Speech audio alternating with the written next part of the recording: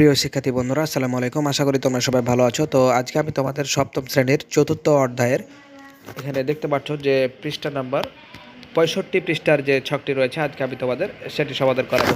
তো দেখতে পাচ্ছ যে বন্ধু বা বান্ধবের বাল্যবিবাহ যেভাবে রোধ করব সেভাবে একটি ছক রয়েছে। তো আজকে আমরা সেই ছকটি সমাধান করব।